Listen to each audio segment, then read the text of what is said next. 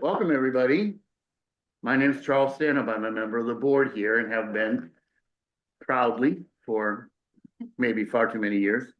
But libraries are in my life, and this place has been part of my life since I moved to Southwest Harbor, and I wouldn't have it any other way. And we talk about this room and the building attached to it as the front room, the living room of Southwest Harbor. And that's the way we feel here, and we hope you feel that way too when you're here. And please encourage others who may not have the depth of experience that you've had with this library and its services and its wonderful staff to come in and find us. This is the 130th anniversary birthday of this library. Pretty remarkable accomplishment. And we're very proud of this place. And there are a group of creative people who are planning activities to celebrate the 130th over the summer. And one of them is they're going to establish a book group. And they have invited Richard Russo to come and be with us this summer for an event. And they're going to have a book club reading this together. And if you commit to being in the book club, this is only $10. If you don't commit, it's $18. And we're not rebating if you change your mind. You gotta sign up and making your intentions known from the get-go. So I wanted you to know about that. That's what's coming this summer. Please watch and participate to the degree that you can in all of the things that are going to celebrate this library and what it has meant to be in this space, its history and its future. And I will just take 1 minute to say in front of our select board chair that last night was the town meeting in Southwest Harbor, and the town meeting fully supported the library's request for the 25-26 year, for which we're very grateful. It really means a lot to be able to call this place the Southwest Harbor Public Library, because that way we know the town has really invested in us. It means a lot to have that dimension of this place. And if you are a Southwest Harbor resident and you haven't yet voted, the polls don't close until 8 o'clock. So this program will be over in time for you to get to the fire station and vote before the polls shut at 8 o'clock. You know these individuals who are giving their time and talent tonight to us to inform us about what's going on in the processes and the machinations, may I say, of Augusta. Jill Goldthwait is well known. I told her when I greeted her, I still miss her in the Islander. I look for that column, no matter how long it's been gone already. I look for her. I feel like I'm not grounded if that page isn't Jill down there. Jill is a trained nurse, long serving in many important activities on the island, as well as the Jessup, our sister library, and I've just missed something about you. But she served in the legislature, so I should say she survived serving in the legislature for many years, and we will reap the benefits of that experience from her. Carolyn Ball, our town select board chair. How many years been already? 5. 5 years. I got one more to go. One more to go. And she served on the faculty of the Muskie School, teaching about state government and how state government works, equipping the next generation of, we hope, legislators and leaders and policymakers about how to make the state legislatures work for the people and to advance important causes. Some of which we would agree with and some of which we wouldn't, but that's the state of our government. That's the way we work. So I'm not going to spend a lot of time with them. They know what they're doing. I'm going to get out of the way. Thank you all for coming. Thank you all on Zoom for being there. And we have our Maven, what's your name again? Kate Pickup, who's managing the conversation with our remote participants. And I presume you've organized your time that there will be time for questions. Absolutely. Or interrupted, however you want to manage it. So be working on your questions. Thank you again for coming. Over to our leaders and our intelligent team. That remains to be seen. Yeah, well, we'll hold you to that. All right. Well, it's a pleasure to be here. Always fun to be in a library. And we were just saying that the library is the one place where everybody will come when these days, not everybody will go to every spot. But the library is the one that people will come to. And that's why it's such a pleasure to have them hosting events like this. I'm going to talk about real basics of the legislature and how a bill gets passed. I hope I'm not insulting your intelligence by being at that level. I also apologize for not standing at the podium, but something happened to my back before I got out of bed this morning and I can't stand up right now. So, May I just ask, Kate, is the microphone on so everybody on Zoom is able to hear I her? don't know, let's see. I think I can bring it up a little bit.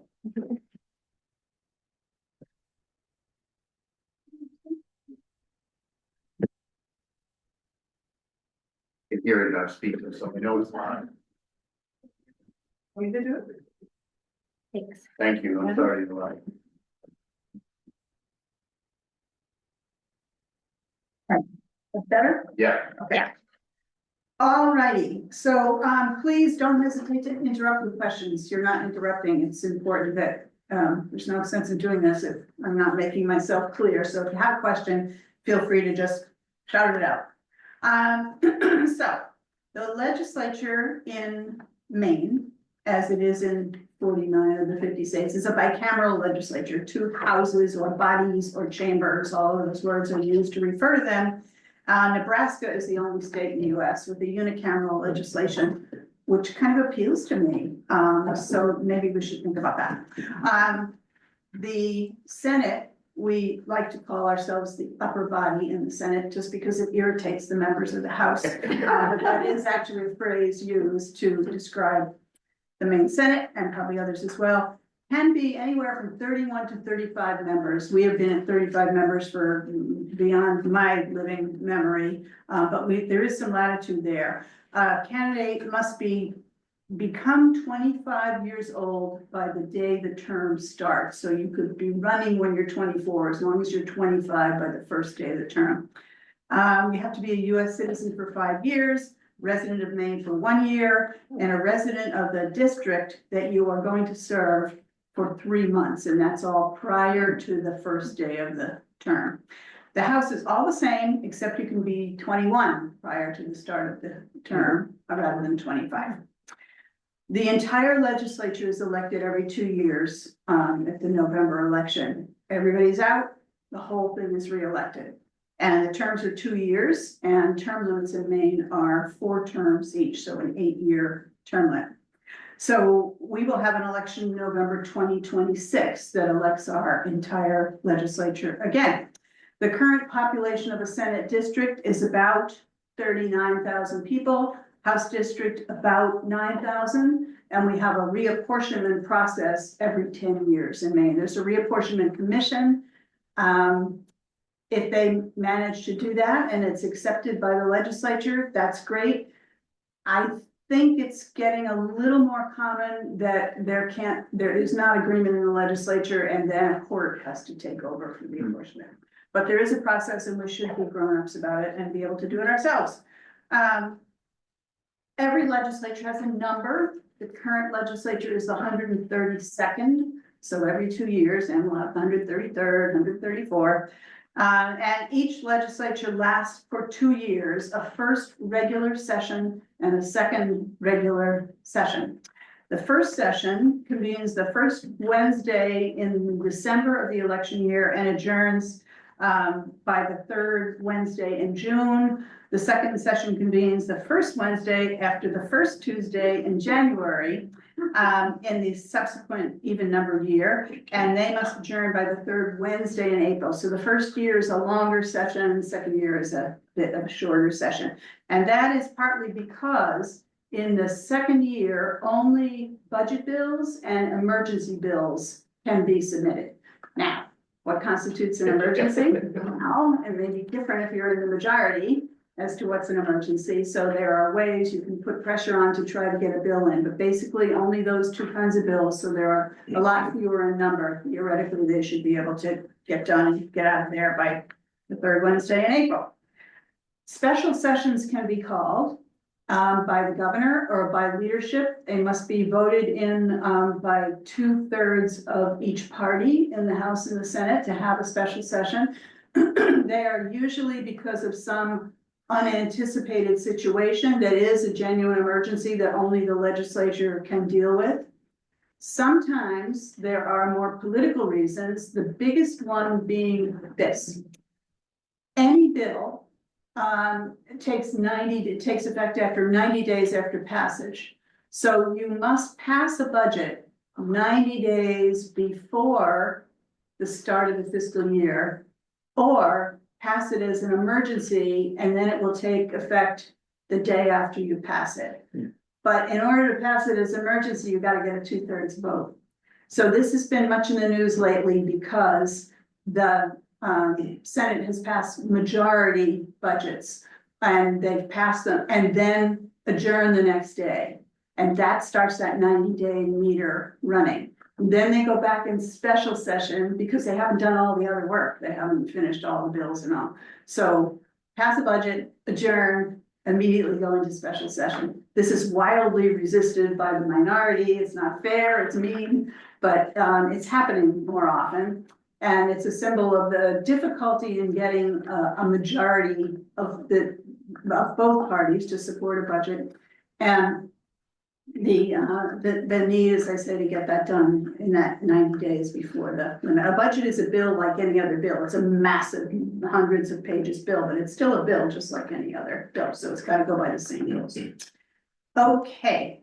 The management of the legislature, the presiding officer, the Senate president, the House speaker, there's a majority leader and an assistant, a minority leader and an assistant on both sides. So you've got 10 leadership positions, leaders, assistants, presiding officers. Those 10 people make up what's called the legislative council. And the legislative council is responsible for kind of the ruling side of the legislature.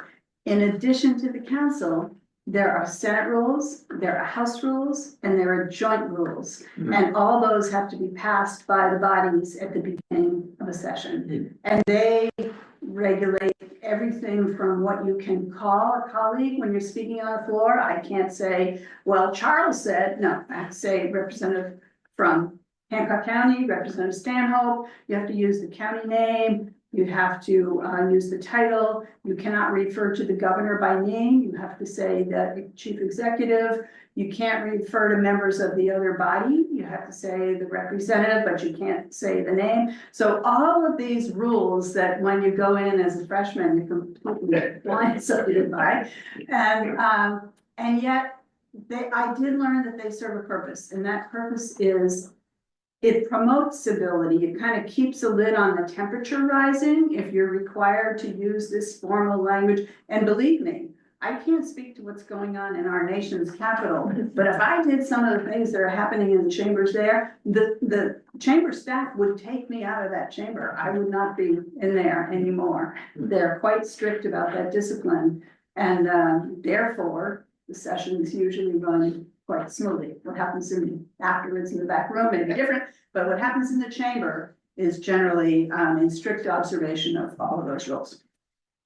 Okay, so the Senate president and House speaker are elected by all the members of the chambers. Needless to say, it's going to be somebody from the majority in both cases.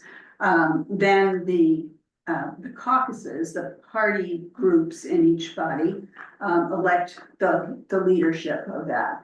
So if you've got both houses are in control of the same party, you've got a 6-4 split on the legislative council. If one is D and the other one is R, you've got a 5-5 split because the presiding officer will be from the majority party. So that makes a big difference in how the legislature functions, whether there's a party edge of one vote in the leg council or whether it's evenly divided. Yes. If you're an independent. So glad you asked. They were not quite sure what to do with an independent when I was elected in 1994. They had people serve as independents, but to my knowledge, they were very few for one thing, but they were all people who had been elected in a party and dropped their affiliation. that not anybody initially elected as an independent until I was.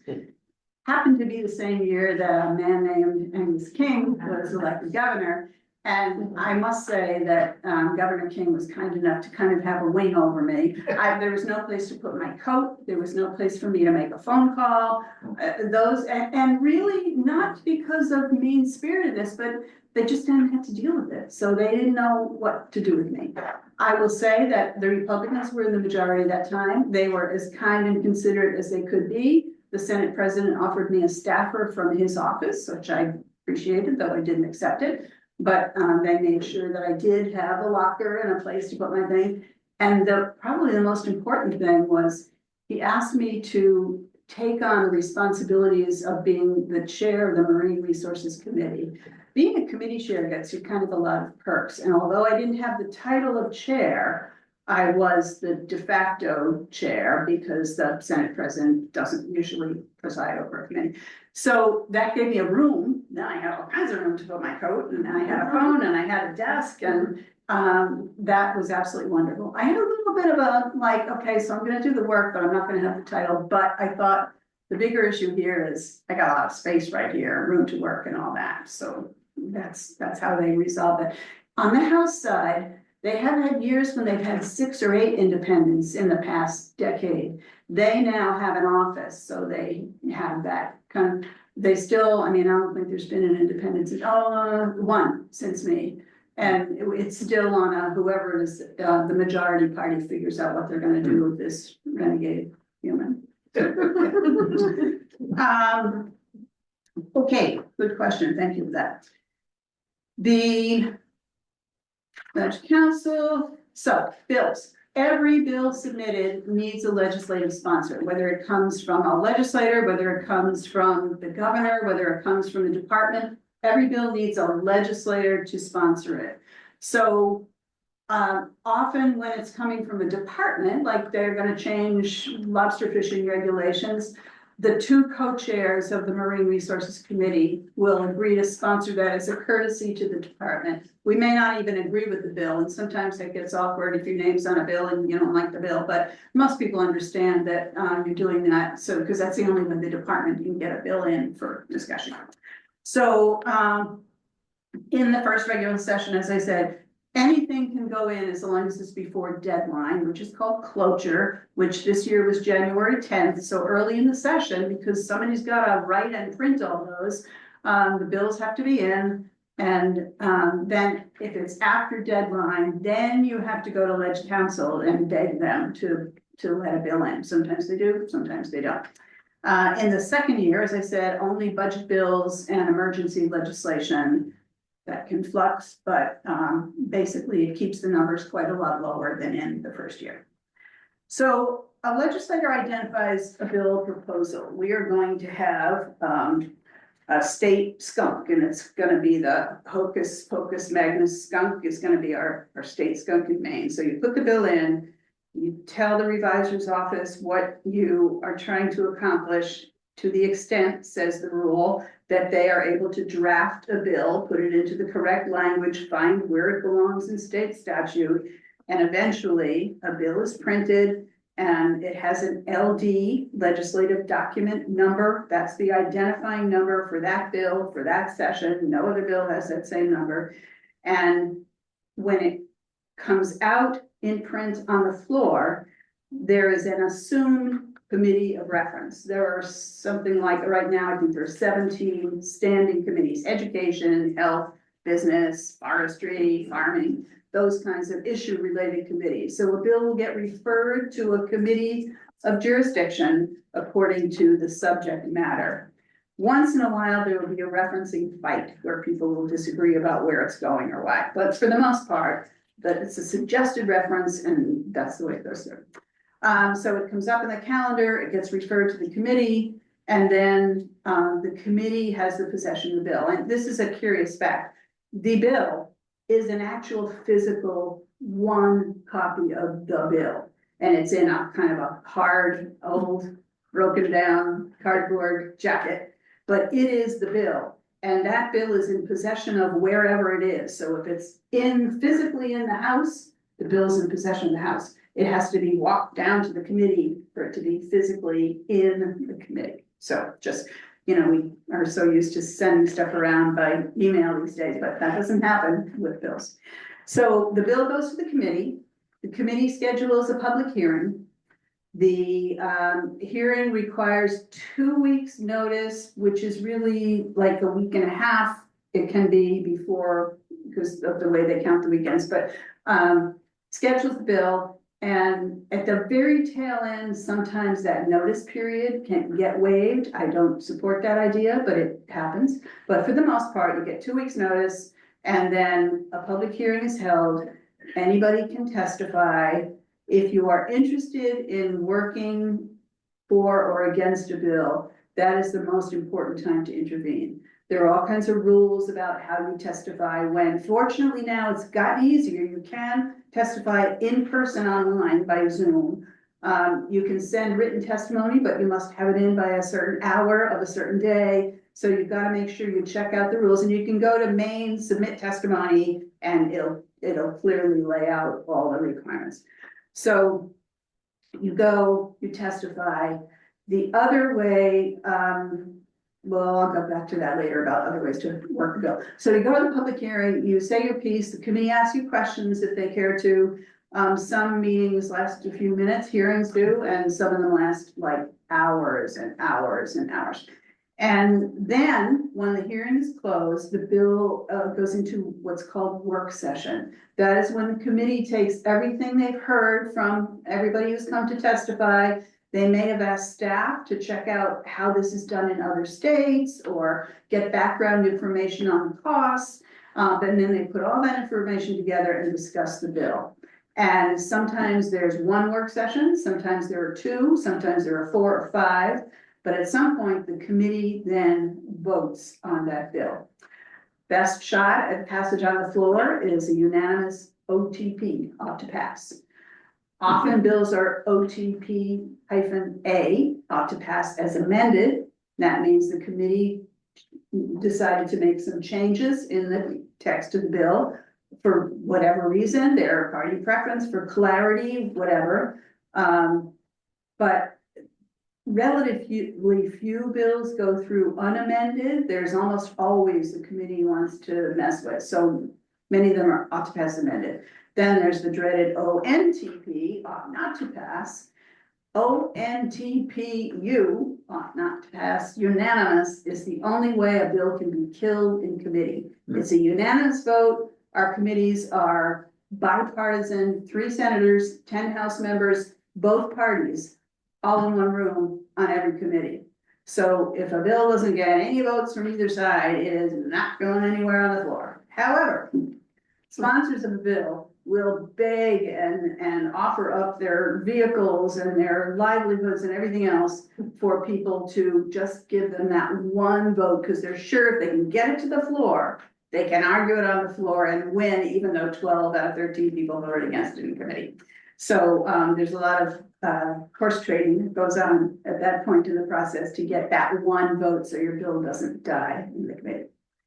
There is one terrible thing that happens now. It's relatively, well, I say new, but I think it started in the last term, called concept drafts. That means you can write a bill and you can say an act to change tax policy. No language. It says on the bill, this is a concept draft, and the bill will go to the tax committee and language will be developed, and you'll find out what it is later. That is a dreadful idea, because the legislator that didn't bother to do the work to say more specifically what part of tax law am I talking about and changed by how much. So that is it's confusing for people, and often the legislator doesn't follow through. It's like suddenly you realize how busy you are and you don't have time to write a thing about changing tax policy. Nobody's going to write it for you. Nobody in the committee is going to defend it. So it's a bit, but yet it's got to go through all the steps referred to committee, public hearing, work session. It's a big waste of time. They just changed the requirement this much so that now I believe that you have to give 48 hours notice of the language. But if you're in Presque Isle and you think, maybe I'm interested in this change in tax policy, and you get that language 48 hours ahead, and you have to get a babysitter and arrange for a car and get down to Augusta, which is a full day drive from the county, and then testify and then maybe spend the night. It's not enough time. That language ought to come out on every bill when the bill is filed, and if a legislator doesn't know enough about what they want to know the language, they should not be submitting the bill. So that's my rant for the day. Joe, can I ask you a couple of things about Sure. committees? But I just want to make sure it's clear, my understanding, because we so often see committees in the Congress. Mhm. And there are committees on the House side, committees on the Mhm. Senate side. In the state house, in the state legislature, they are joint committees, but you Yes. alluded to. Yeah. Three, whatever the numerical equation is, Okay. there are senators and representatives or legislators. Yeah. At the same time, hearing these things. Yes. And then similarly, in thinking about that question for you, do committee members, I don't want to go so far as to say subpoena, but do they identify witnesses that they want to have come before them if they're advocating for a position or a policy or have an inquiry about the content of this bill that's more than a concept? Well, the first question is, yes, I think it's a way better system that we have, which is we have one bill that starts in the chamber where it's sponsored, except for budget bills, which always start in the House.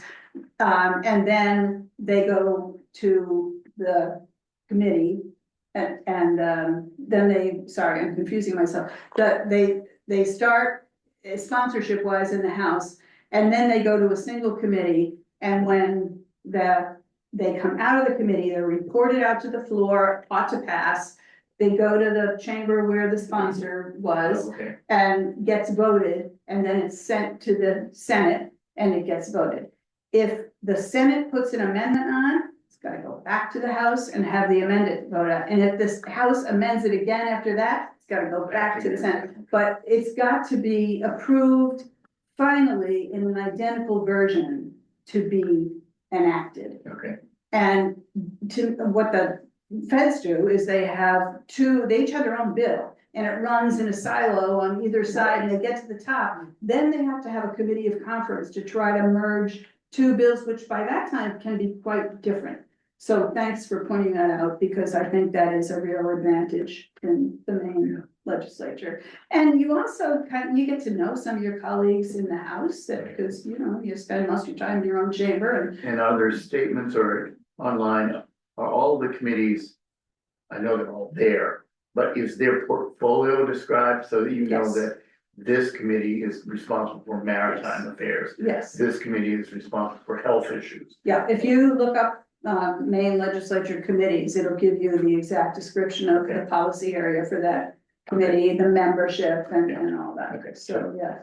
And your other question was, Just that it was joint membership of the committees, yeah, that the senators and the legislators. yeah, and you asked about, do they like subpoena Oh, yeah, calling subpoena. witnesses? I don't think so. I mean, the only time you would subpoena a witness is if there's something weird going on that involved.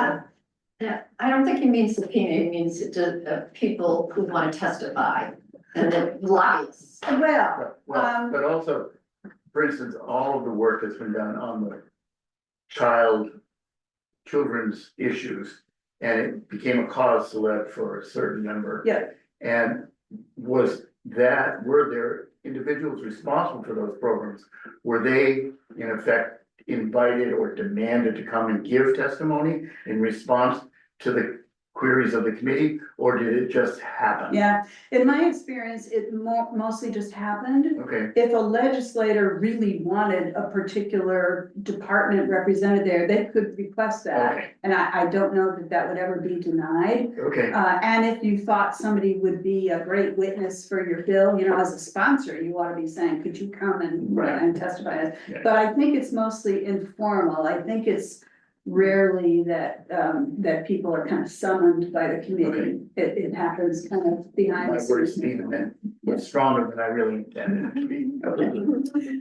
All right, so, yes, So that, how did you say you can testify from the website, or the website just tells you how to, and Can It tells you anybody how to go do it, it tells you testify? when the deadlines are, and then it tells you when and how to sign up for a Zoom if you wanna do it that way. Or you can go to Augusta.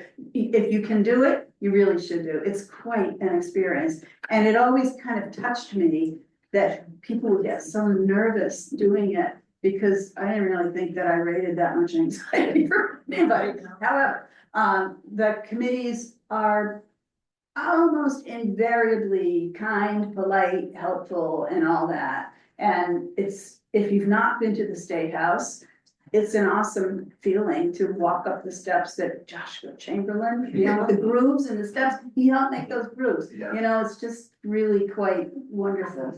So there's that, but yes. But anybody can testify Anybody can on testify. any of the bills. Mhm. Okay, Mhm. I've never been.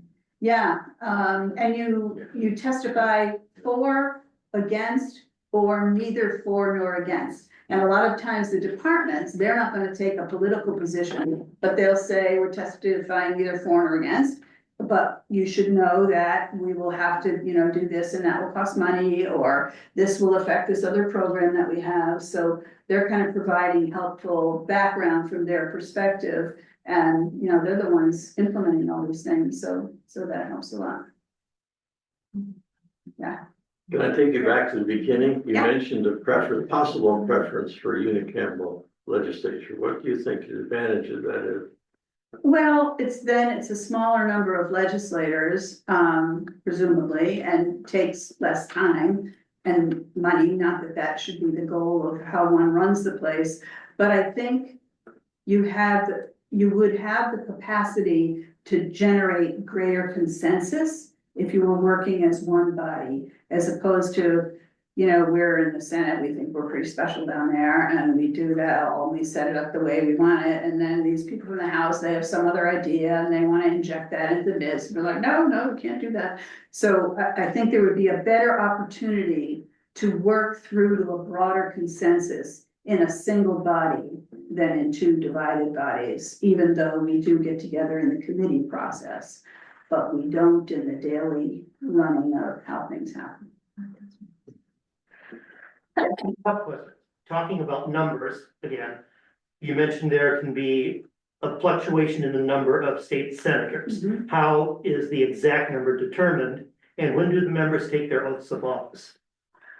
Everybody takes the oath of office, so the election's in November. There's a day when you convene in early December and you go in and everybody takes the oath of office and gets shown their desk and all that kind of order. Is it done and like as a stuff. group? Everybody at once, yeah.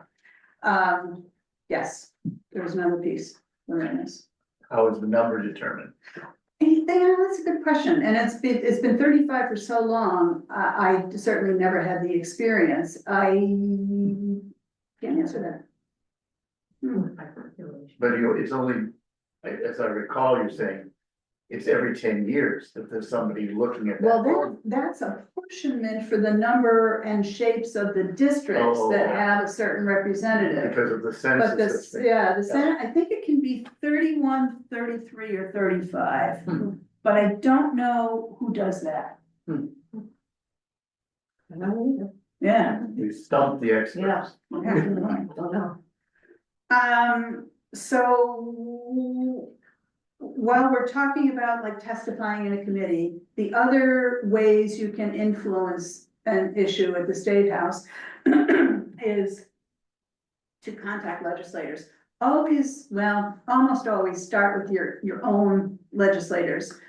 If you try to contact somebody from another district, they're gonna like, I don't know, I have got 39,000 people contacting me about stuff, and who is this person from the other side of the state that, so if you contact a legislator in a different district, you should have a good reason why and explain why you're doing that, despite they're not yours.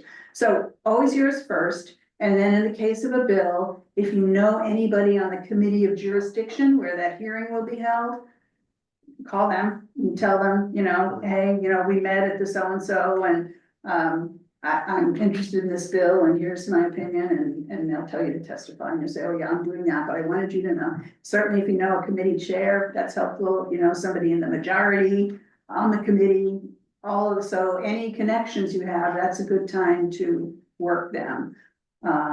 But randomly calling people or sending an email to the entire legislature, we kind of hate that because we get so much. I was there when computers happened.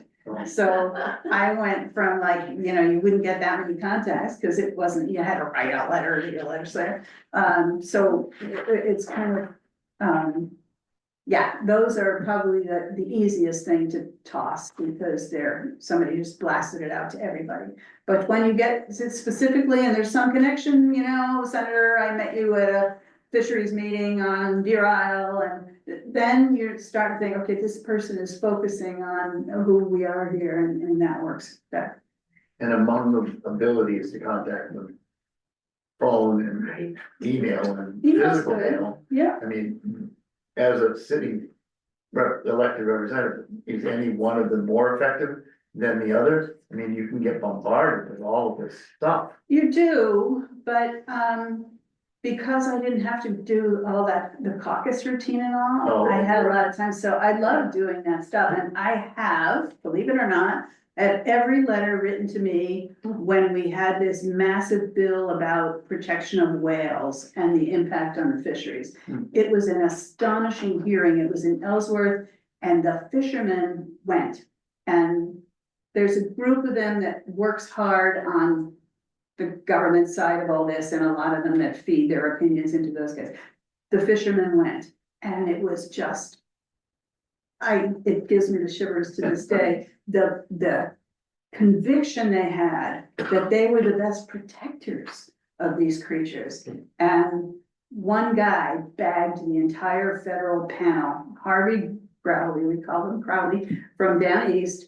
And he went up, and as he spoke to this panel on the stage at the theater in Ellsworth, right?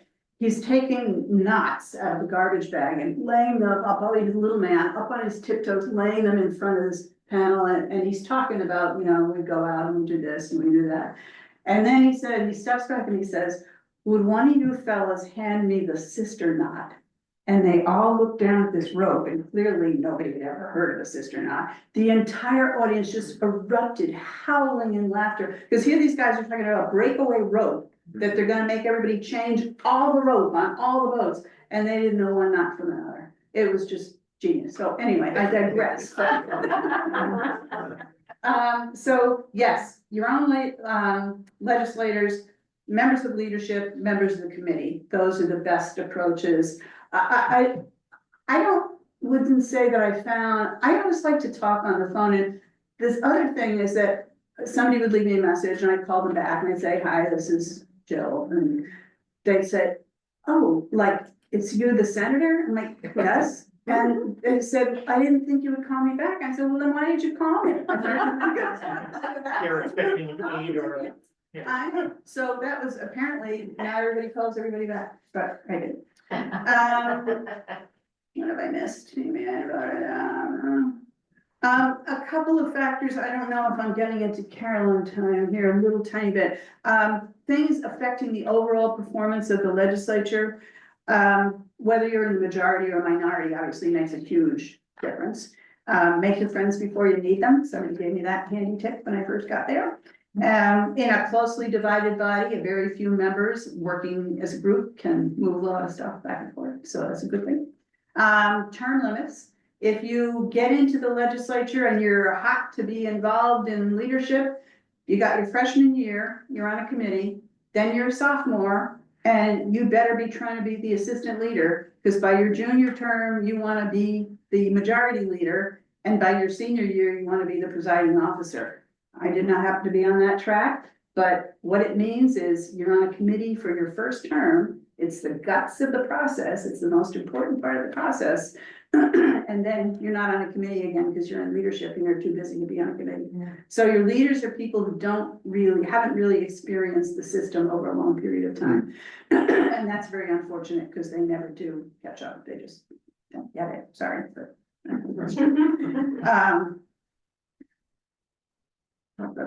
lobbyists. Lobbyists can be incredibly helpful because they know these issues in huge detail. And most lobbyists, if a lobbyist ever lies to you, you're never gonna give them a minute of your time again.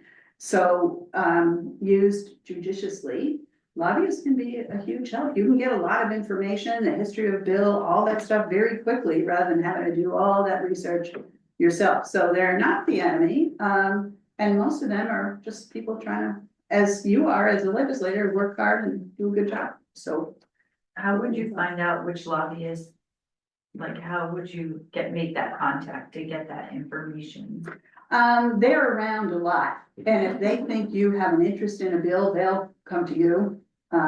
But you can also, you can ask the legislator, your own legislator, like, how can I, advance this, or who should I talk to from the lobbyist group?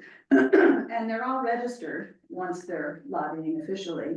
So you can also get lists of the associations, and there's the medical and the nurses and the nurse practitioners and this and that, so teachers and all that. So that's pretty readily available information. On state sites? Yes, they are registered with state Okay. and state sites. I just looked to see who is registered to run in some of the upcoming elections in 2026. We're gonna have a really good time. So yes, there's a ton of information online. There's also a legislative information office, and they prioritize legislator requests, but you can go in there and ask them questions. And sorry, Carolyn, there's a lot of staff that are absolutely genius. There's an Office of Policy and Legal Analysis. They have staff for the committees. These people know everything. They're just amazing. And there's a separate one just for the appropriations process for all the fiscal stuff.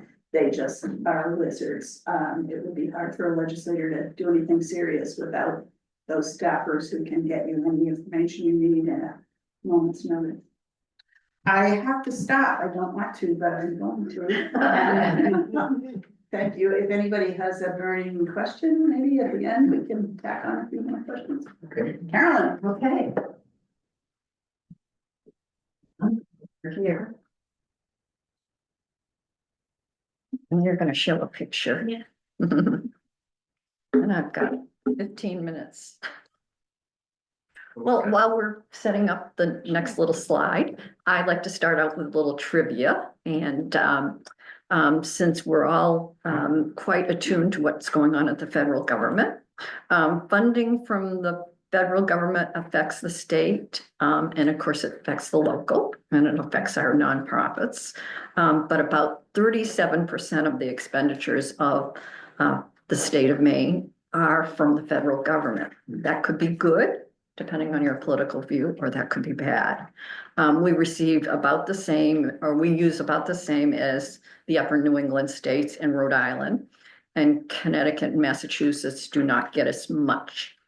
Another piece of trivia is that we're a net receiver of money. That could be good, depending on your political view, or that could be bad. So the figure I saw was we receive $1.68 for every dollar that we send to the federal government. So next one. So I'm going to, Carol? yeah. Carol, that's pretty high, right? We in the. Yeah, Maine? yeah. Yep. So I'm going to talk about the different types of agencies. So what happens after the bill gets passed, and they're administered by the various state agencies. And you didn't mention the one that's been in the paper about the deer. So if we did actually pass some sort of deer ordinance, then it would go to the Department of Agriculture, Conservation, and Forestry to establish how that would take effect. So that's a traditional agency. And we have the DOT, and I'm going to talk about that. DHHS, education. Usually they have similar names at the federal level. The one I mentioned, agriculture, conservation, and forestry, is a combination of what's at the federal level. And they're the ones that handle the emerald ash borer, the parks, PFAS. And so they do a variety of things that perhaps go beyond the names of the different agencies at the federal government. They all are staffed by what are called commissioners. And at the federal level, that would be a secretary. And that's the top person. And that person is appointed by or chosen by the governor and approved by the state legislature, usually the Senate for most of them.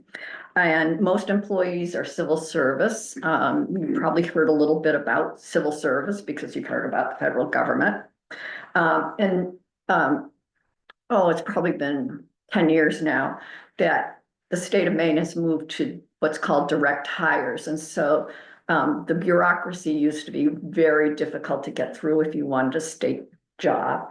And now each of the state agencies can actually hire. They have to get it approved, and they have to have a current job description, but they can hire directly. And then it goes back for the person to be actually hired by the Bureau of Human Resources. And that's part of the Department of Administration and Financial Services. So she's still having trouble getting to it. What did you want me to? The next one. The website? Yeah. Okay, or the next slide Yeah, or the yeah. website? Yeah. Okay. And so the DOT is kind of a favorite agency. Most of us like it because they build the roads. And so we're appreciative of it. And usually that means that they're funded quite well, and I'll explain how they're funded.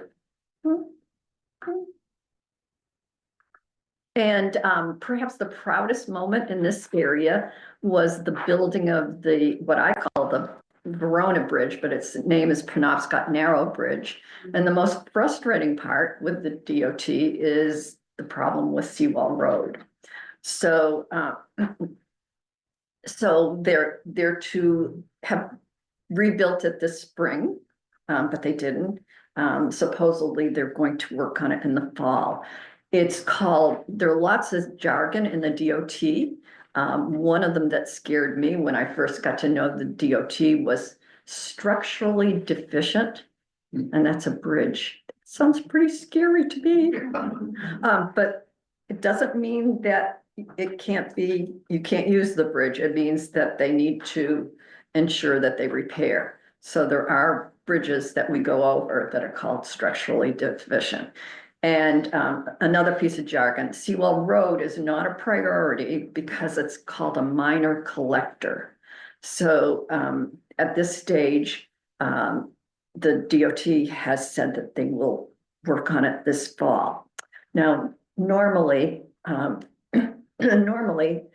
DOT works on a 3-year plan, and that's a little picture where the work plan. Oh, yeah. And one of the things that they've said in that plan is that they could MacGyver what we're doing depending on the money.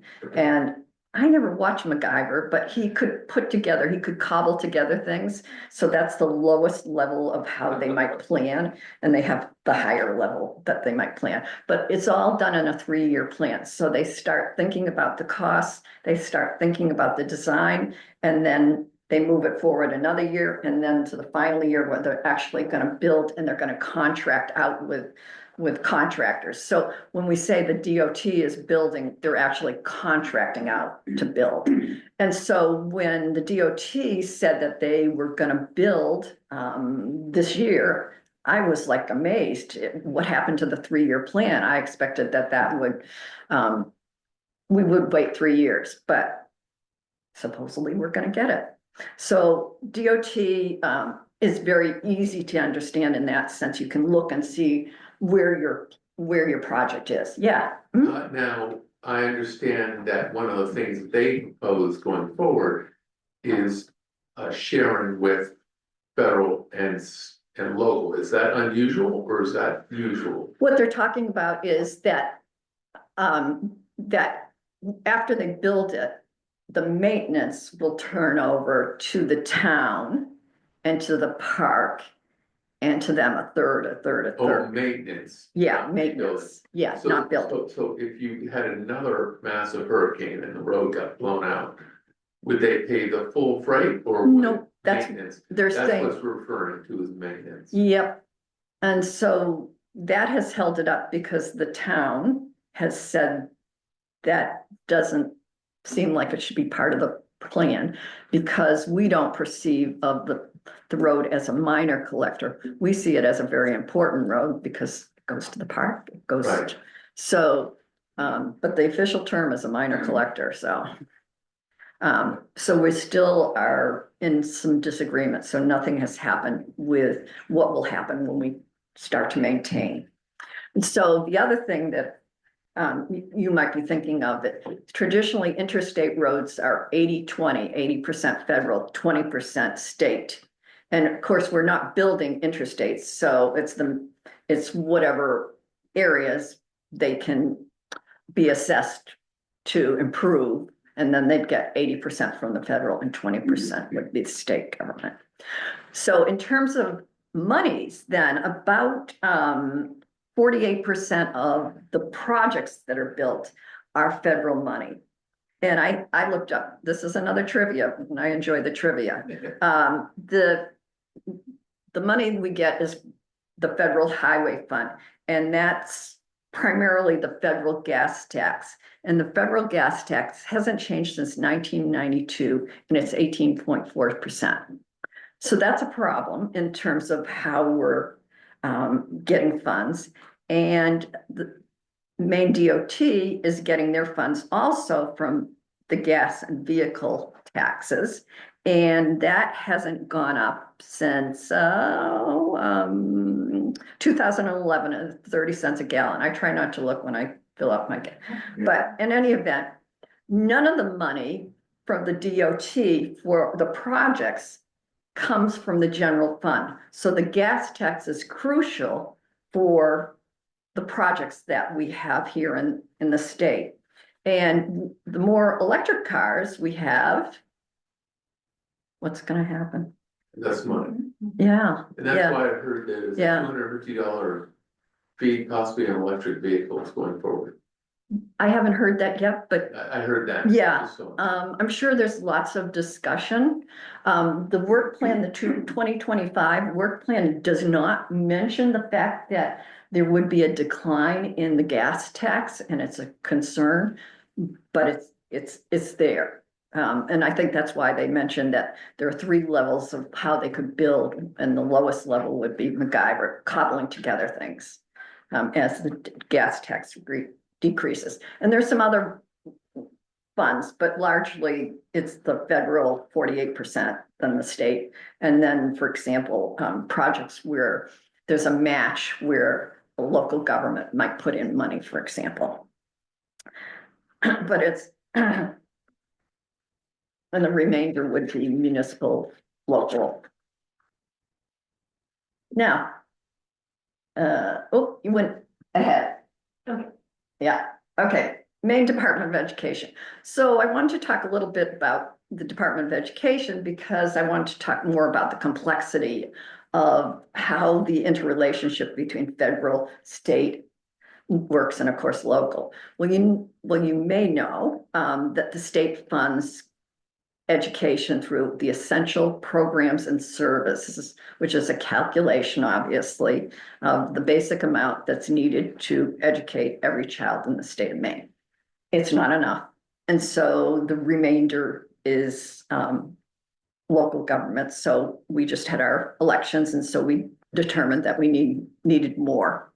And the state also is involved in collection, testing, renovation funds. So there's a variety of things that the state does. And then one of the more interesting things that the state has done has created in 2022 a law that has free lunch for all students. Okay, so in the past, the federal government paid, and still does, for all those eligible for free lunch. And in the past, it was determined by asking parents to fill out about their income.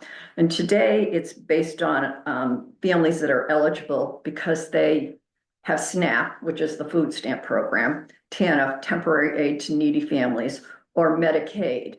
Now, all of those programs are being considered for reductions. So this is how the interrelationship works. So we have these programs that don't have anything to do per se with school lunches, but yet they do. So then there's another level, the reduced price for those that don't meet the income eligibility. And the state provides most of that funding with the federal government providing a smaller amount. And finally, there's a remainder for all those kids whose parents have enough money. And that's primarily state government paying for that, with the federal government paying a small amount for that. And there are advocates. When this happened in 2022, there was an advocate group that was very interesting called Full Plates, Full Potential. So they're back trying to work with the state legislature to see what we need to be considering if we do lose some of that funding indirectly because of SNAP, TANF, Medicaid, perhaps reductions. So it's all interrelated, which is really interesting. And then, of course, here at the local level, we have nonprofits that provide backpack and lunches for kids through the backpack program. Can't say that. Okay, so now you can go ahead.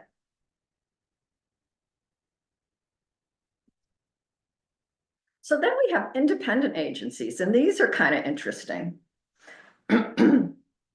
So the state library is an independent agency, and what that means is that that these groups, the state library, the Maine Human Rights Commission, courts, Maine Public Utilities Commission, Wild Blueberry Commission, usually there's an appointment from the governor, and typically there's Senate approval. And the employees are still civil service, so it sounds very similar, but they have a volunteer board or commissioners, and the words are used depending on the agency. And these are volunteers that run or help make the decisions of the particular agency. So it's usually set up as a nonpartisan commission. And the one that's been in the news, Human Rights Commission, investigates discrimination in housing, workplace accommodation, education. So when you heard Governor Mills discussing, we'll see you in court, and she said our agency has a different view of human rights than the federal government. What she was talking about was the Human Rights Commission. In some states, that's called the Civil Rights Commission. Same thing. The words are depending on the state and when it was set up. So one of the more interesting ones, though, is the Wild Blueberry Commission of Maine. And we're going to be the only one that has that. Yeah. So if you're trying to see the federal counterpart, no. If you're trying to see the counterpart in Massachusetts, no, because they don't have wild blueberries. So, and if you went down to Augusta and you said, well, I'd like to go visit the Wild Blueberry Commission, it's not even there. It's located on the University of Maine's campus. So, and the reason it's there is because it has a responsibility for investigating and researching wild blueberries, as well as advocating and encouraging people to purchase wild blueberries. And I had the nice situation of, I've done two things related to the Wild Blueberry Commission. And I actually I went down 2 or 3 years to the Northeastern Exposition in Springfield. And they have a booth along with other Maine products where they promote wild blueberries. And I also, although this was just for fun, so I wasn't paid or anything for this, I was a volunteer because everything's volunteer. I decided to go with one of the directors, so a paid person with the Wild Blueberry Commission, and I went to Dubai. And there they were advocating for people there to buy wild blueberries. So there was an expo for Middle Eastern Arab countries right in Dubai. So they promote wild blueberries. The dilemma for wild blueberries is that fresh ones don't carry well. They just don't. So, so they advocate, but they have to talk about frozen. And the trivia there was, of course, well, there's not in the Middle East, but farther away is this huge country called India, but they don't have enough frozen, I don't know, places to put wild blueberries, but there's certainly gonna be a market there someday. So the independent commissions, are just such a variety of these names. Public Utilities Commission, you know, that's the one you hate probably. Yeah, did you? Oh, no, I was just stretching. Oh, okay. And I did want to mention the Maine State Library because so I always, when I do these topics, I Google things and see what's going on. And indeed, they have a significant amount of federal money that I was unaware of. So they're closed right now. They provide support for interlibrary loan. They provide support for visually impaired services. And the federal government obviously is funding a number of people who actually work for the state library because they're closed. I heard today they're reopening with 10 less employees. And Yeah. they're trying to figure out how that's, Yeah. what that's going to look like. Yeah, So they will be reopening. yeah, They've gotten some money back, and so they were able Yeah. to rescind No, just. Oh, yeah. firing orders for 5. okay, But in addition Yeah. to what you mentioned, you know, they also do training, yes, and they do training of leadership. Yes. You know, our board, any board, you know, there's training opportunities, continuing education. Yeah. For people in the library world. yeah. And I wasn't aware of that. Yeah. Yeah, Who does all the funding for the different ones? Some are federal, like you said, the library was, the wild blueberries, would that be industry? Would that be like, Weilers and? wild blueberry is an interesting situation. So they all have their separate legislation. So it's not that I can say everything's alike. They have, whenever they were created, there's slightly different legislation. So there's actually a wild blueberry tax. Yes, yeah, yeah, yeah, On wild blueberries. yeah, When we buy wild blueberries, we're paying Um, a tax that funds that. yeah. Wow. Yeah, How about the Human Rights Commission? Who funds that? and that would be just part of the budget. Yeah, so that would be Okay, just like any agency would be funded. but it's state money, not federal, Again, asking. yes. But as I hesitate, is there some sort of federal pot that, Somewhere. yeah, there could be, but largely Okay. Human Rights Commission would be a state function. And if you're from another state, there can be, so there's the Equal Employment Opportunity Commission at the federal level, the Human Rights Commission, or sometimes they're called Civil Rights Commission. And then even your local governments have Human Rights or Civil Rights Commission, depending on the larger the city, the more likely they have their own too. Go on to one more, and it's time for me to end. So a fun thing to talk about is the governor's office, newly created, or relatively newly created, is the Governor's Office of Policy Innovation and the Future.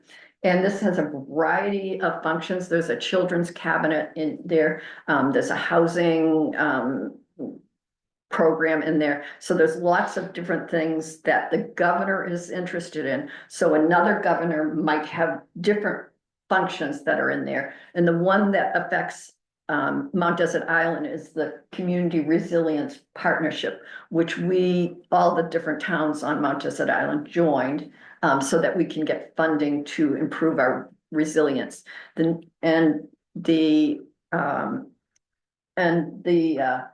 Next grant that we'll have is to look into how do we create an assessment where we actually can plan, but it will identify sources of funding so we can actually carry out improvements in resilience. So I'm gonna end there because it's time. Yeah. I'd like to ask both of you to answer this question. What is it about the Maine state legislature's functioning of which you are most proud? I think historically it's been relatively bipartisan. It hasn't, there hasn't been as many controversies as you hear in other states, but I'll let Jill add to that. That's a great question, and my answer may be outdated, but, we have always been, and I think still are, extraordinarily open to the public. Sadly, we now have, to put your code in a little thing, with your scanner, and all, but it used to be like all the doors of the building were open day and night, and you could just wander around in there. But even now, when anybody comes to the Capitol from your district, you are notified if there's a way to do that. And so you can get in touch with them, the party members can take them to their caucus, you can take them on a tour. If they're like a sports team that won a state championship, you can bring them in and ask the presiding officer to recognize them in the rear of the chamber where they're sitting, listening in. So we do a lot to extend a welcome. Monhegan had a big fishing bill up and the whole town came ashore. And they set up housekeeping in the Senator Inn. They had rented one of the rooms to be a classroom for the kids. And then they'd come down in the afternoon to the State House. And the kids would be elevator out, it was a self-service elevator, but the kids would stand in the elevators and push the button for you. And they come in and out of the chambers, they worked as pages. It's quite something. And that willingness to bring the public in and make them feel welcome and involve them in what's going on, I think is a hallmark of the Maine legislature. Thank you. So Carolyn, that is not the State House in Augusta. Close. It looks like City Hall in San Yeah. Francisco. Please, That popped up. please find the State House. There's gotta Oh, be a that's picture. funny. I didn't even notice that it was not the right. They're Really nice. right now, I think. Really nice. There's one thing I forgot to say that's the most important, and that is, if you Google Maine legislature bill status, you will get a page. If you know the bill number, put the number in, you'll Wanna go get back? everything about the Go bill, back. where it is and. blah, blah, She's blah. got it here. She's gonna go back. The page that you wanted to. Yeah. Yeah, and, Can you say it again, Maine legislature? Maine legislature bill status. If you don't know the bill number, it's called advancer. This is very easy to navigate, trust me. Hold on, and- she's gonna bring it back. There we go. Yeah. Well, but then, there, so you put in the LD number on the left. And, Yeah. and then you. Oop.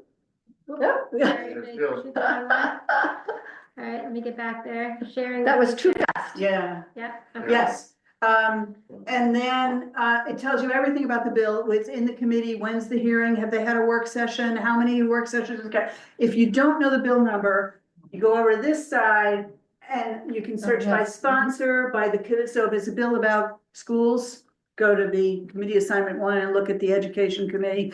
So, as I say, this is quite easy to navigate and it's the best and easiest way to find out more information about any bill that's in. And that's legislature.maine.gov. That will start you. But if you just Google Maine legislature bill status, you'll get it also.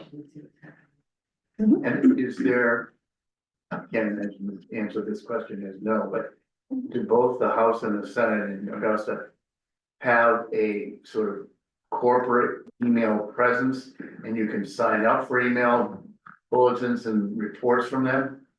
Well, there's a lot of stuff you can sign up for. You can, Aside from the Yeah. partisan, not the party one, because I'm getting the party. if you are interested in a bill in a committee, you can get on, and I think it's maybe still an email list that, blast out emails on their upcoming agendas and all that. So yes, but there are quite a lot of them, so you have to figure out. And you talked about zooming your testimony, Mhm. but committee sessions, are they zoomed and you can log in just to watch and Mm. listen? Often. Like but- town, Yeah.